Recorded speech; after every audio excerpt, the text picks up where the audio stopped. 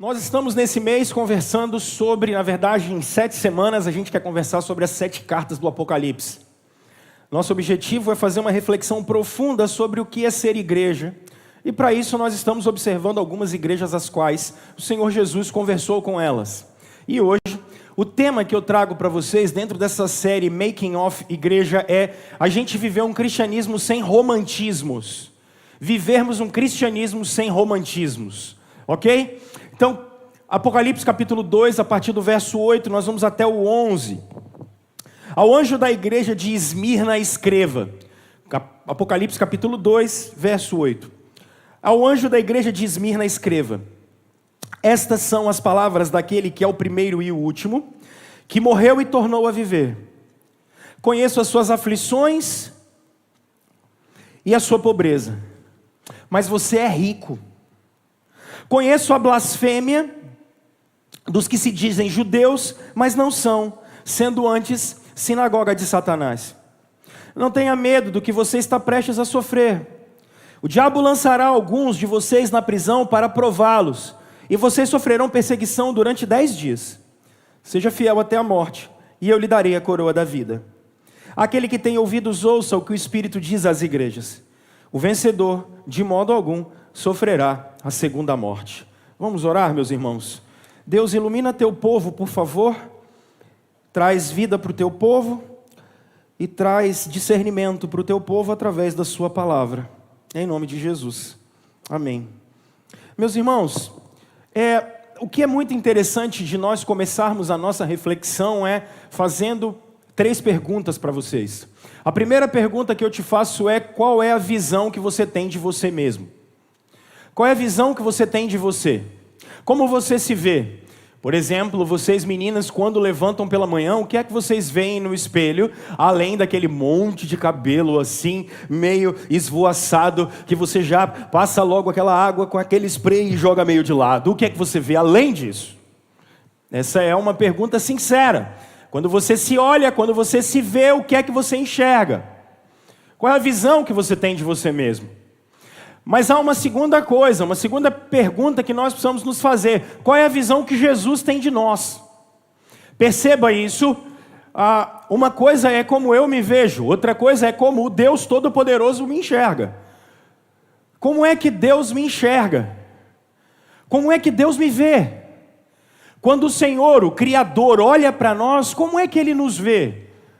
O que Ele enxerga quando Ele vê a gente? Mas uma terceira pergunta, talvez nós deveríamos nos fazer é: será que eu consigo me ver como Deus realmente me vê?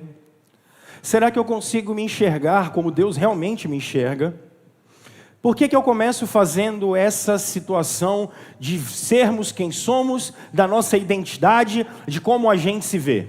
Meus irmãos, nós somos uma comunidade de 44 anos e eu basicamente tenho andado, eu sou de igreja desde que eu nasci. Há 37 anos eu sou da igreja. Nasci, cresci, fui batizado, enfim, tudo isso que vocês já sabem. E um dos lugares em que as pessoas mais podem ser exploradas e ter traumas na sua fé por causa de líderes malvados, por conta de sistemas religiosos opressores, é a igreja. É um lugar em que às vezes a gente olha e pode causar males tremendos na vida de pessoas.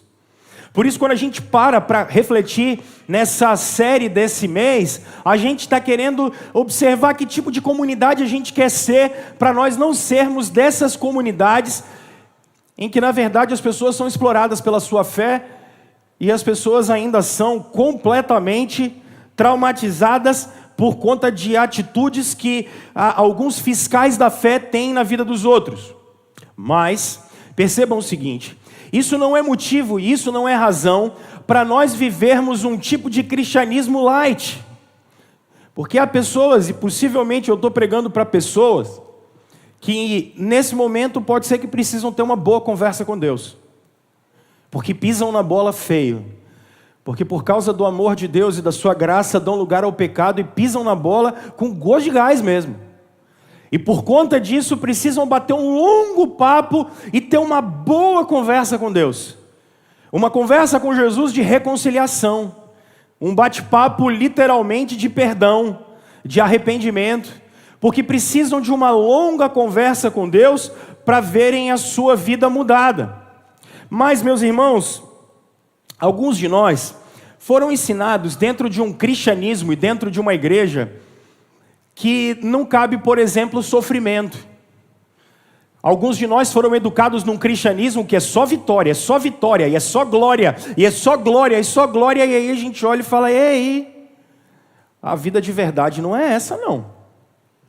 A vida de verdade, ela é com sangue, suor e lágrima. A vida de verdade é uma vida de trabalho. A vida de verdade é uma vida de dificuldade, é uma vida dura. Porque quem diz que quando a gente anda com Deus, porque a gente que anda com Deus, a gente não passa por situações extremamente difíceis. E alguns de nós cresceram dentro de um sistema religioso em que não teve preparo espiritual e preparo teológico. E aí o que está acontecendo, por exemplo, num momento como esse, em que a gente tem 1 ano e meio de pandemia, em que a gente não tem muita informação certa, é tudo muito incerto. Alguns esfriaram na fé, abandonaram Jesus, relativizaram a relação como comunidade. E eu estou dizendo isso, gente, porque por um lado, eu acho que o que nós temos construído como isso que se chama a igreja evangélica brasileira, são crentes de papel. Crentes de papel. Crente leite com pera. Crente água de batata. É uma galera do evangelho meio light. É uma turma de uma graça sem arrependimento. Você fala para alguns, fala assim, a gente tem que orar. Especialmente para os mais jovens. Eu estava dizendo hoje pela manhã, muito interessante, ontem começou um campeonato de futebol na Europa, chamado Eurocopa, e o jogador da Dinamarca ontem infartou. Foi muito interessante, não um infarto, mas o que eu vou dizer. Ele sobreviveu, o desfibrilador fez ele sobreviver, graças a Deus está bem. Mas o que me chamou a atenção é o que eu tenho observado andando com jovens, alguns deles crentes. O pessoal dos clubes falavam assim, o nome do jogador é Eriksen. O pessoal falou bem assim, força Eriksen, estamos mandando todas as vibrações positivas para você, Eriksen. Vai dar tudo certo, as nossas energias chegarão até aí. Aí eu comecei a olhar aquilo e fiquei incomodado, cara. Você pensar assim, peraí, será que quando eu ligar aqui, onde é o transformador de energia positiva? Sai aqui no 220, chega lá no 110, como é que é esse negócio? Sabe essa loucura? Não, vamos mandar todas as boas vibrações. Como é que faz isso? Faz assim, vai chegando lá e ele vai ficando bom? Como é que é esse negócio?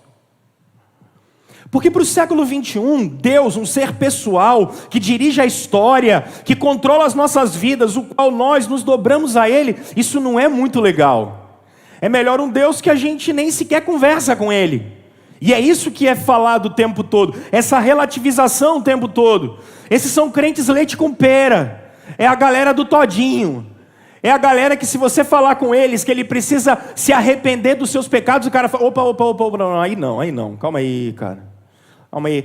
É um Deus que ele ama, e é fato que ele ama, mas é um Deus que nunca senta a gente no colo, como nós fazemos com os nossos filhos, para, por exemplo, dar uma boa ajustada aqui. Olha, tem que ajustar uns parafusos aqui. Os crentes de papel, aguinha com pera, não tem isso. Essa história de arrependimento, esse negócio não tem. Verdade? Não tem verdade, fala sério. Olha só, Rômulo, você fica com a sua verdade, eu fico com a minha, esse negócio aqui tá bom. Isso aqui é muito subjetivo, tá? E eu fico pensando, em que mundo que a gente está assim? De verdade. Porque não dá para a gente construir, esse Jesus é falso. Ele não existe. Do mesmo jeito que tem uma turma que o Jesus que eles conhecem, ele é o Capitão Nascimento do Bop de Cariacica. É um Jesus que a gente está em dívida com ele o tempo todo. E a maior luta que eu tenho tido aqui com vocês é exatamente fazer com que vocês não tenham medo de Deus. Vocês não tenham medo de Deus.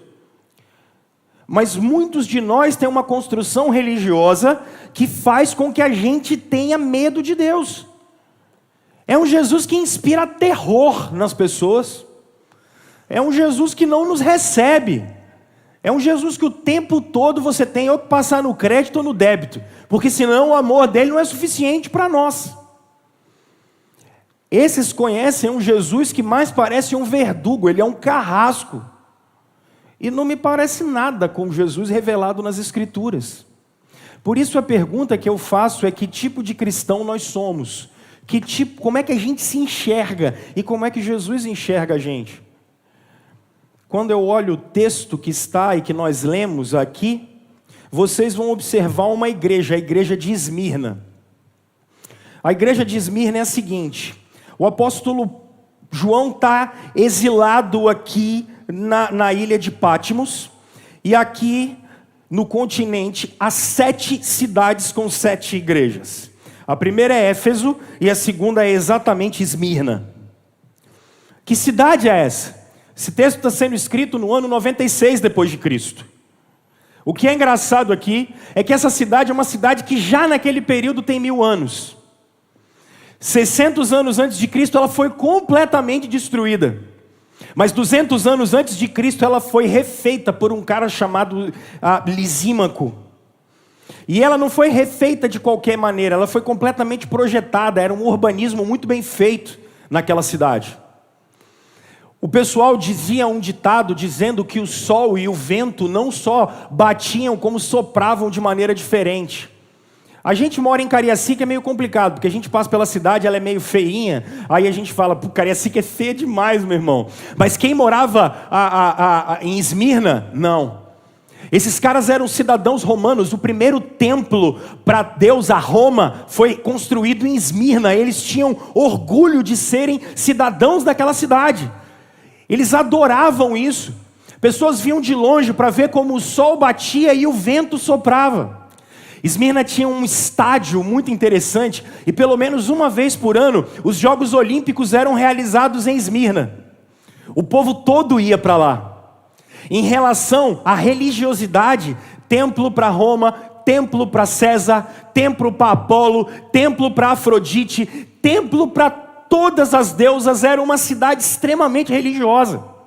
Mas a gente pode ir mais. Havia um porto em Esmirna incrível.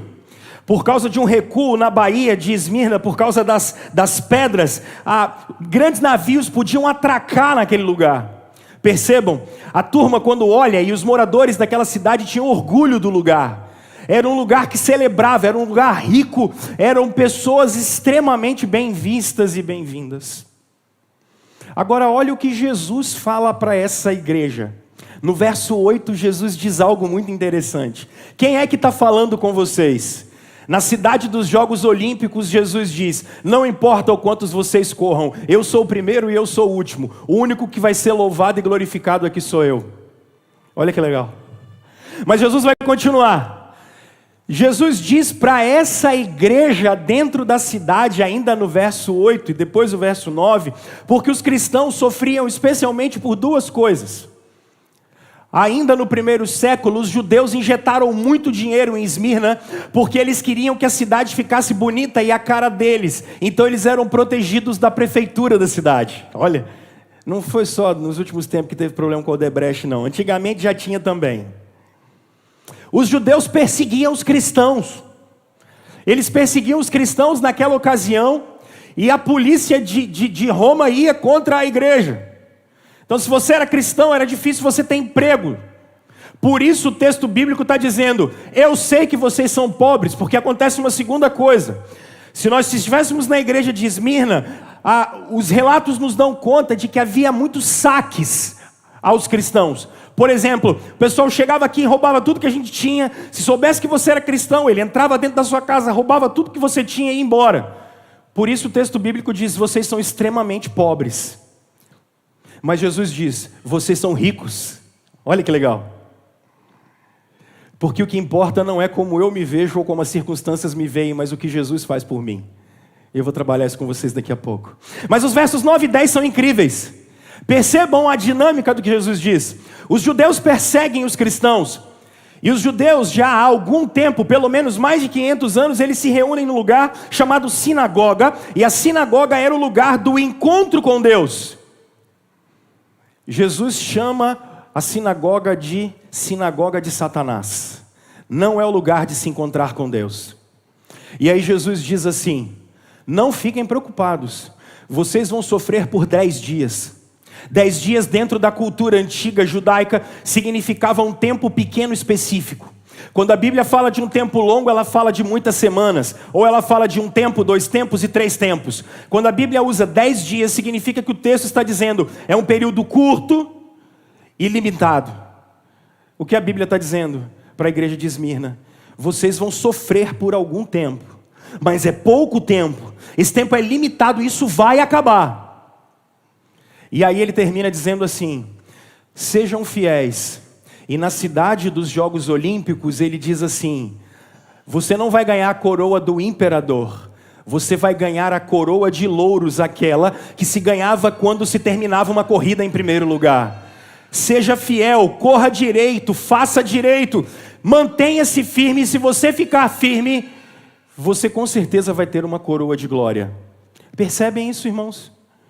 Como é que a gente pode aplicar esse texto para a vida da gente? Como é que a gente pode trazer isso para cá? Eu acho que um cristianismo sem romantismos significa, em primeiro lugar, que cristãos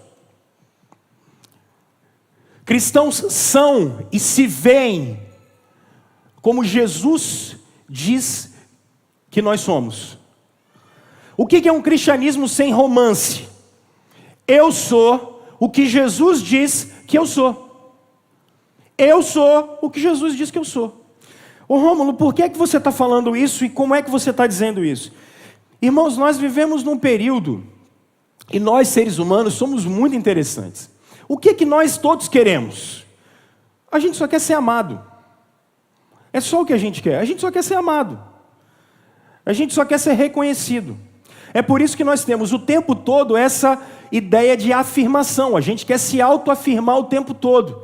E a gente se autoafirma de várias maneiras. A gente se autoafirma, alguns de nós, por exemplo, querendo que as pessoas todas tenham pena de mim. Nossa, olha como eu sou pobre. Nossa, olha como eu sou pequeno. Nossa, olha como eu sofro. A gente quer se autoafirmar o tempo todo. Mas alguns são umas malas sem alça danada. Você quer ver? Olha como é que a gente às vezes age. Alguém chega para mim, e aí, quando vai falar comigo, o que eu faço? Falo assim: não vou falar nada. Percebe a arrogância? Essa autoafirmação o tempo todo. Às vezes a gente não fala, a gente não mostra, mas lá dentro, é uma autoafirmação o tempo todo. Porque ou a gente coloca as pessoas abaixo da gente, ou a gente coloca as pessoas acima da gente. Isso aqui é desvio de imagem. A gente não se vê como a gente deveria se ver. No nosso tempo, irmãos, isso está pior ainda. As pessoas estão se designando pela cor de sua pele. Alguns movimentos fazem com que as pessoas tenham que se afirmar pela cor da sua pele. Alguns movimentos no nosso tempo afirmam a identidade das pessoas a partir da sexualidade delas. Eu sou gay, eu sou homem. Que loucura é essa? Algumas pessoas do nosso tempo se identificam pela situação financeira. Ele é isso, ele é aquilo. Eu fico pensando, bolas, Deus só criou homem e mulher e disse: sejam fecundos. Eu sou a imagem e semelhança de Deus. Percebem? Aí a gente começa a identificar as pessoas, o que elas são, pelo estereótipo, ou por coisas que elas falam. Mas calma aí, você quer ver pior? Alguns, eu estou dizendo isso, alguns são estereotipados por circunstâncias que viveram na vida. E quando eu olho Jesus, eu não estou vendo isso. Jesus está dizendo assim: vocês são pobres, mas eu estou dizendo que vocês são ricos. Vocês são pobres, eu estou dizendo que vocês são ricos. Irmãos, o que é que nós somos? Essa é a pergunta. Nós somos o que a gente acha que é. A gente é o que a gente pensa. A gente é o que a gente sente. Isso é o pior. Eu dizia hoje pela manhã, pregando isso, nós estamos num período de uma revolução afetiva muito grande. E as pessoas começam a achar que elas são o que elas sentem. O que eu sou? Eu sou o que eu sinto. Agora, você já parou para pensar como é que às vezes você acorda de manhã, triste, depressivo, olha para o espelho, dá vontade de quebrar ele? Já viu isso? Você não é o que você sente. Você não é o que você sente. Isso acaba com a gente, porque é uma tirania da felicidade o tempo todo. Nossa, eu sou triste. Peraí, eu não sou triste. Isso o que acontece com a gente é porque eu acho que a gente precisa definir o que é que nós somos em Jesus. Abre sua Bíblia, por favor, em Efésios capítulo 1. Efésios capítulo 1. Aqui eu tenho a melhor definição do que é que nós somos. Efésios 1, olha o verso 3. Depois dos Gálatas tem Efésios.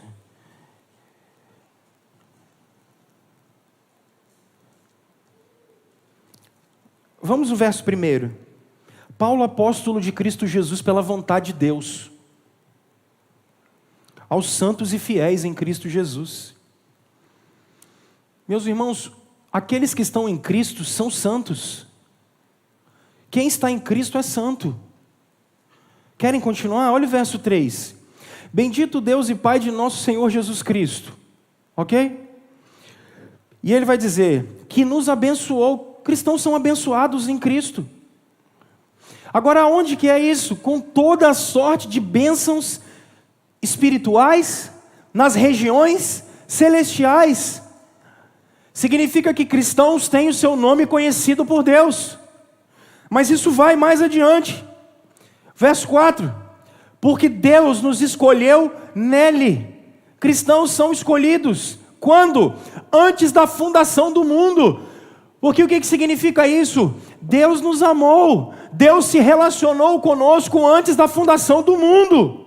É isso que nós somos. Aí ele diz, para sermos santos e irrepreensíveis em sua presença. Em amor. Filhos de Deus são amados pelo Pai. São amados pelo Senhor. Em amor Ele nos predestinou. Quer dizer que a minha vida não é fruto de um acaso, mas ela é uma história dirigida pela mão de Deus. Ele nos predestinou para sermos adotados. Olha que coisa curiosa. O Senhor nos adotou como filhos por meio de Jesus Cristo. Meus irmãos, verso 7. Olha o que nós somos. Nele temos a redenção. Olha embaixo, quando ele diz, nós temos o perdão de pecados. Vocês têm noção do que é isso? As aplicações disso são enormes para nós. Olha os versos 13 e 14. Quando vocês ouviram e creram na palavra da verdade, o evangelho que os salvou, vocês foram selados em Cristo com o Espírito Santo da promessa, que é a garantia da nossa herança até a redenção daqueles que pertencem a Deus para o louvor da sua glória. A eternidade está garantida. Nós somos selados. Selados. Irmãos, nós fomos apaziguados com Deus. Nós somos perdoados por Deus. Acolhido nos seus braços. Ele nos chamou para um relacionamento de pai e filho com a gente. Não há lugar para culpa, não há lugar para nada disso na experiência cristã. Por quê? Porque nós somos aquilo que Jesus fez de nós. Tudo que for contrário a isso, meus irmãos, vai nos levar a uma espiritualidade do desespero. O que é que você é, de uma vez por todas?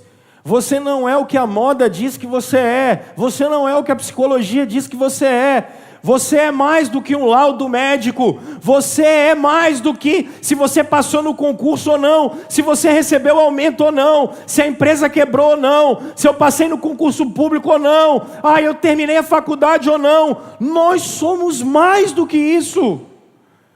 Porque o que é que nós somos? Nós somos o que Jesus conquistou por nós. Nada mais e nada menos.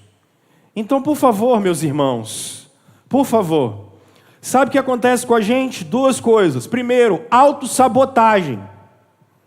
A gente se sabota o tempo todo. A gente se sabota, eu fico me comparando com o outro o tempo inteiro. O tempo todo.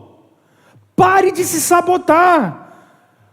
Ou você é a imagem e semelhança de Deus, e você está diante do Senhor. Ou então, sabe o que a gente está dizendo para Deus o tempo todo? Senhor, você errou.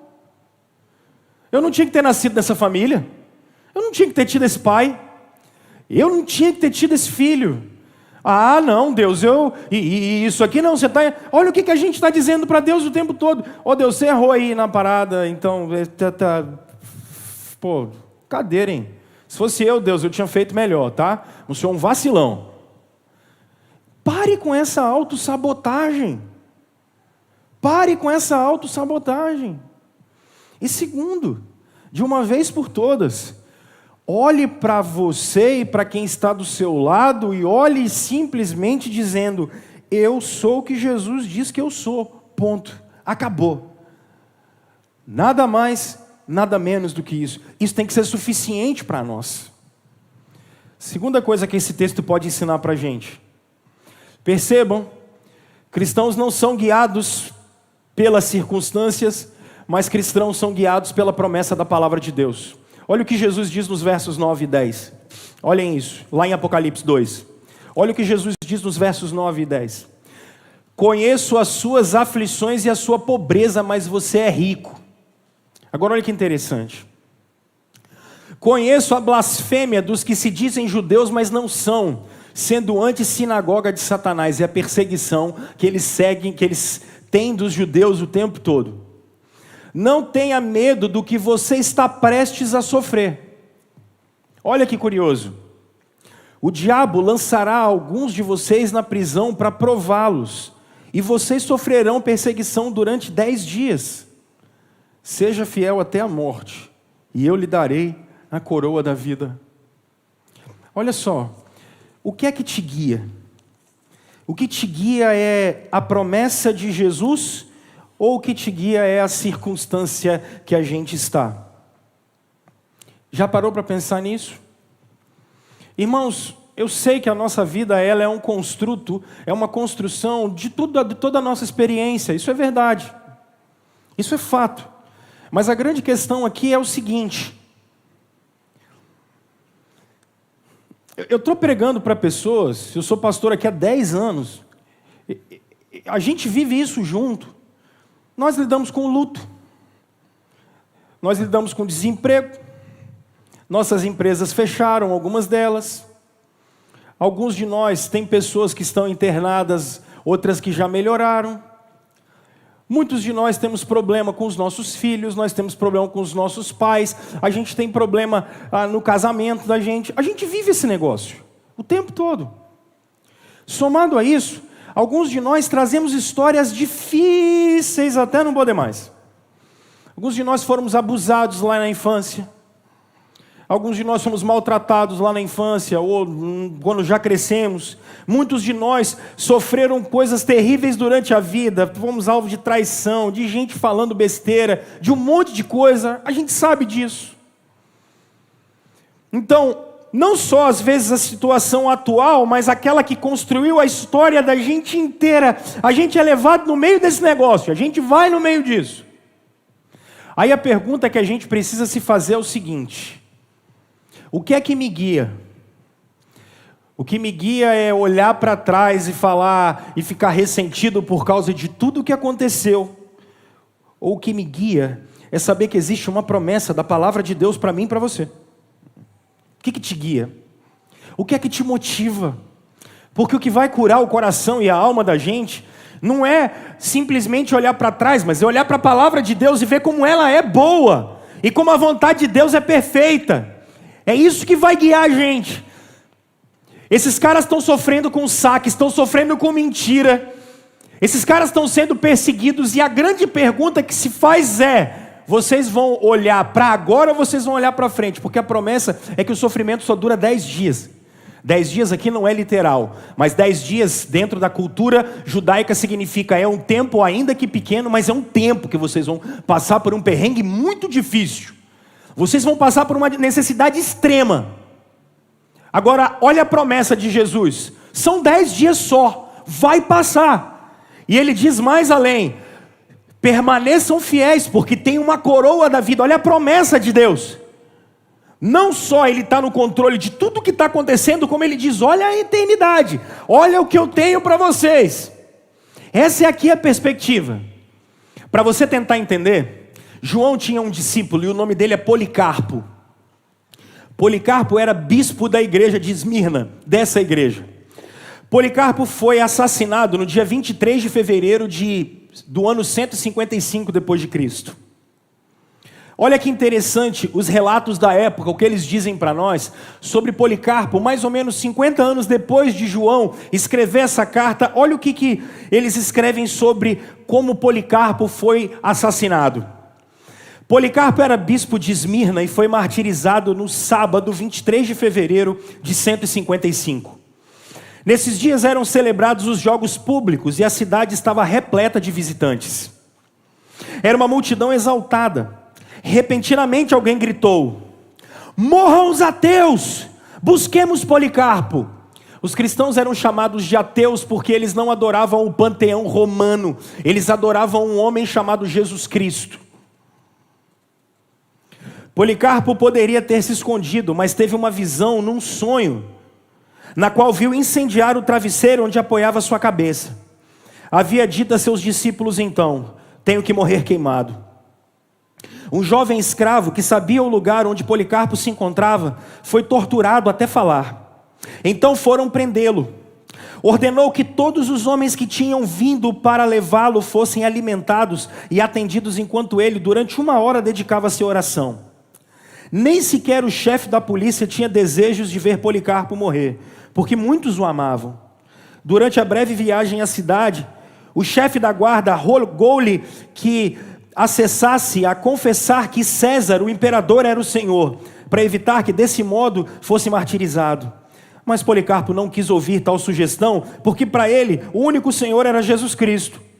Quando o introduziram à arena do circo, ouviu-se uma voz do céu que disse: seja forte, Policarpo, haja como um homem.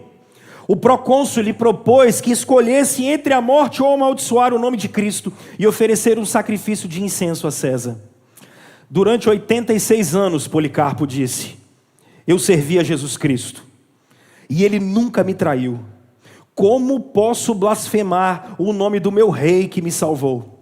O procônsul ameaçou, queimando-o vivo, e Policarpo lhe replicou, ameaça-me com um fogo que queima durante um pouco de tempo, e em seguida se apaga, porque não conhece o fogo que espera os ímpios no juízo vindouro, e na condenação eterna. Que esperas? Faça o que tens pensado fazer. Em que pese os conselhos dos seus perseguidores, Policarpo não foi convencido. E a narrativa continua. A multidão então equilibrou Policarpo sobre ele, carregando ele sobre vigas de madeira dos estaleiros e dos banheiros. Até os juízes, em que pese, que estavam quebrando a lei, que lhes proíbe carregar vultos no dia de sábado, estavam entre os primeiros a trazerem madeira para construir a pira de Policarpo. Quando estavam para atá-lo ao poste, Policarpo lhes disse, deixe-me como estou, porque aquele que me dará força para suportar o fogo, me permitirá permanecer imóvel, sem a segurança de seus pregos, de maneira que o deixaram sem atá-lo e acenderam fogo. Policarpo então orou com grande voz, ó Deus e Senhor Todo-Poderoso, Pai de seu bendito e bem-amado Filho Jesus Cristo, através do qual recebemos o conhecimento pleno de Ti, Deus dos anjos e dos poderes e de toda a criação e de toda a família dos justos que vivem em Tua presença. Louvo-Te por me haver concedido este dia e hora para poder sofrer em Teu serviço, contando-me no número de Seus mártires, compartilhando a taça de Teu Cristo. Eu Te louvo por me dar, deste modo, parte também da ressurreição e da vida eterna. tanto na alma como do corpo, na imortalidade do Espírito Santo. Concede-me ser recebido hoje em tua presença, junto com todos eles, como sacrifício rico e aceitável a ti, tal como aquele que tu, Deus de toda a verdade, em quem não há maneira, mentira alguma, havia preparado de antemão e manifestado aos homens. Por isso também te louvo por todas as coisas. Bendigo-te e te louvo e te glorifico através do eterno e celestial sumo sacerdote Jesus Cristo, teu Filho amado, para quem te seja a glória com Ele e com o Espírito Santo, agora e na idade vindoura. Amém. E aí o texto continua dizendo, até aqui são os fatos. E Policarpo morre queimado naquele dia. Esse é um registro histórico disso que a Bíblia está narrando para nós. Meus irmãos, se a gente estivesse de frente de uma cena dantesca como essa, qual seria a nossa reação? Percebem? Irmãos, não deixem de maneira nenhuma que as circunstâncias tirem de vocês o foco. Nosso foco é Cristo. Nosso foco é Jesus. Nós choraremos, irmãos. Nós passaremos pelo vale da sombra e da morte. Irmãos, perderemos pessoas queridas. Irmãos, nosso corpo vai ficar doente. Não há romantismo no cristianismo, irmãos. Isso não existe. Nós seremos alvo de mentiras. Isso quando nós, por falha ou por causa do nosso próprio pecado, não constrangermos pessoas a isso. Então, em nome de Jesus, se a gente quer ser uma igreja saudável, nosso foco precisa estar na promessa de Deus. E a promessa dele é dar vida para nós. A promessa dele foi nos perdoar. E a promessa de Deus acima de tudo. E eu quero terminar aqui. A promessa de Deus acima de tudo, meus irmãos, foi a vida eterna. Foco na vida eterna, gente. Foco na eternidade. O que eu quero dizer com isso? A promessa é de livramento? Claro que é. Agora percebam, sejam fiéis até a morte.